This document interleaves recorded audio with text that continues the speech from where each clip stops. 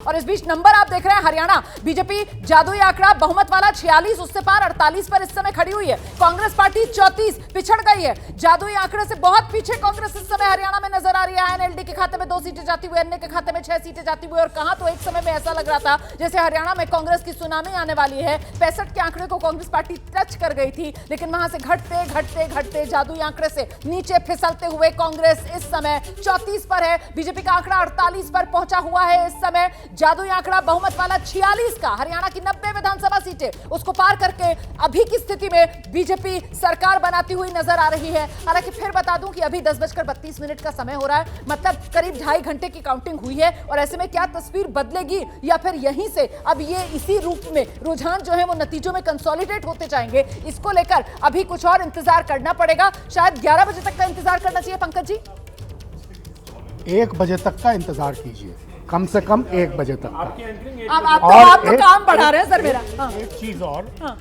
सुधांशु जी ने एक बड़ी अच्छी बात कही। हाँ। कि चुनाव के जो रुझान हैं वो सकारात्मक दिशा में जा रहे हैं। एक बात समझ में नहीं आती कि महीनों पहले से राज्यों में दशा कुछ और दिखाई देती है, और जिस दिन मतगणना होती है उस दिन दिशा पता नहीं कैसे सुधांशु जी के मुताबिक सकारात्मक हो जाती है। हाँ। उनके पक्ष में चली जाती है। यही मध्य प्रदेश में हुआ। नहीं, अभी कुछ देर पहले तक तो 65 हो गया था कांग्रेस, तब तो आप ही मान रहे थे सकारात्मक हो गई दिशा। हाँ, तो वही मैं कह रहा हूँ ना कि जो मध्य प्रदेश में हुआ, जो छत्तीसगढ़ में हुआ, कुछ वैसा ही हरियाणा में होता दिखाई दे रहा है अगर हो गया तो। और ये देखिए जरा, हरियाणा के अंदर जो मामला है वो बहुत करीबी चल रहा है। रोहतक से बीजेपी के मनीष ग्रोवर जो हैं वो सिर्फ 542 वोटों से ही आगे चल रहे हैं। बीजेपी 9, कांग्रेस 3 सीटों पर। 1000 सीटें ऐसी हैं जिसके अंतर से, माफ कीजिएगा, 1000 वोट ऐसे हैं जिसके अंतर से दोनों पार्टियां जो हैं वो आगे पीछे चल रही हैं। मतलब पिक्चर अभी बाकी है। और पंकज जी कह रहे हैं 1 बजे तक इंतजार करो। आपको क्या लग रहा है, कब तक क्लियर हो जाएगा मामला?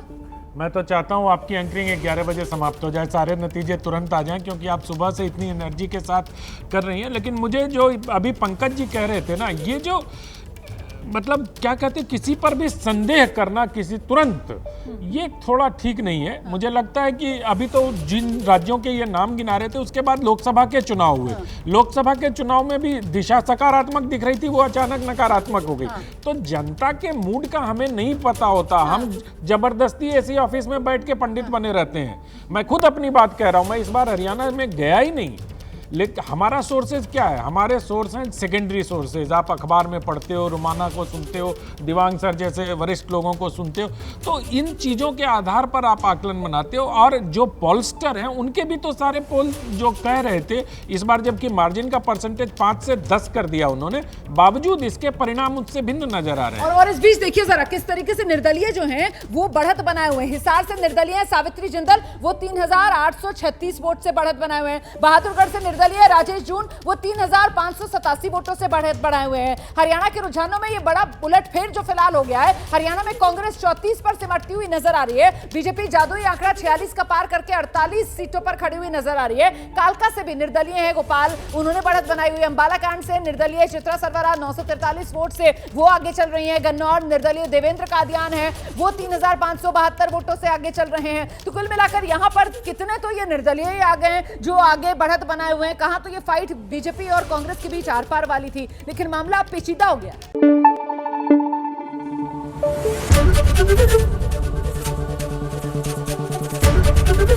एबीपी न्यूज आपको रखे आगे।